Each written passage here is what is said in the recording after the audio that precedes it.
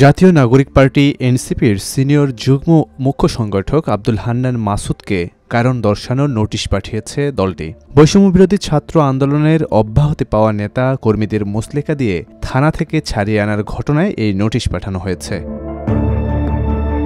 ২১ মে জাতীয় নাগরিক পার্টির যুগ্ম সদস্য সচিব সালেউদ্দিন সিফাত স্বাক্ষরিত এক চিঠিতে এই বিষয়টি জানানো হয়। এতে বলা হয়েছে, মঙ্গলবার ধানমন্ডি থানার আওতাভুক্ত একটি আবাসিক এলাকায় সমন্বয়ক পরিচয়ে বিশৃঙ্খলা করার অভিযোগে ৩ জন ব্যক্তিকে আটক করে ধানমন্ডি থানা পুলিশ।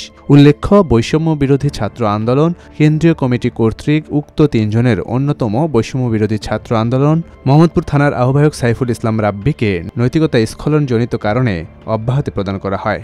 এতদসত্ত্বেও আপনি সংশ্লিষ্ট থানায় উপস্থিত হয়ে আটক ৩ জনের মুচলেকা প্রদান করে থানা থেকে তাদের জামিন করিয়েছেন।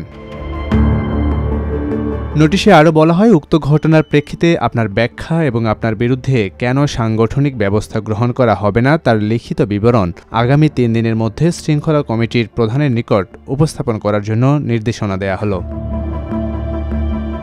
এর আগে রাজধানীর ধানমন্ডিতে হাক্কানি পাবলিশার্সের মালিকের বাসায় ঢোকার চেষ্টায় আটক বৈষম্যবিরোধী ছাত্র আন্দোলনের ৩ জনকে মুচলেকা নিয়ে ছেড়ে দেয় পুলিশ। গত ২০ মে জাতীয় আব্দুল হান্নান মাসুদের জিম্মায় তাদের ছেড়ে দেওয়া হয়। তাদের ছাড়িয়ে আনতে গিয়ে সমালোচনার মুখে পড়েন আব্দুল হান্নান মাসুদ। তবে তার দাবি, ডিএমপি কমিশনারের অনুরোধে মধ্যস্থতা করতে যান তিনি। পুলিশ বলছে, ১৯ মে রাতে ধানমন্ডির ৪ নম্বর সড়কে ওই ব্যক্তিরা বিশৃঙ্খল করার চেষ্টা করছিলেন। পরে তাদের পুলিশ হেফাজতে নেয়। এর মধ্যে ছিলেন বৈষম্যবিরোধী ছাত্র আন্দোলনের মোহাম্মদপুর থানার আহ্বায়ক সাইফুল ইসলাম রাব্বি, ঢাকা মহানগর বৈষম্যবিরোধী ছাত্র আন্দোলনের যুগ্ম সদস্য সচিব ফারহান সরকার দিনার ও মোহাম্মদপুর কেন্দ্রীয় কলেজের শিক্ষার্থী ট্রাফিক সহায়ক মোহাম্মদ উল্লাহ জিসান।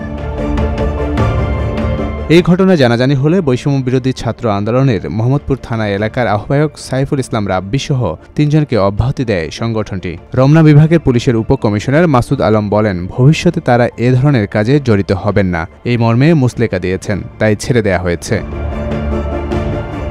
বিশৃঙ্খলায় জড়িত ব্যক্তিদের থানা থেকে ছাড়িয়ে নিতে আসার বিষয়ে হান্নান মাসুদকে সাংবাদিকরা প্রশ্ন করলে তিনি বলেন, একটু ভুল বোঝাবুঝি হয়েছে, সেই বোঝাবুঝিটা নিরসন করতে আসছি। বাইরের বিভিন্ন গোষ্ঠী এটার সঙ্গে জড়িত আছে, আমরা যেটা দেখছি, মানে আমাদের মানুষকে ব্যবহার করার চেষ্টা করতেছে বিভিন্ন জায়গায়।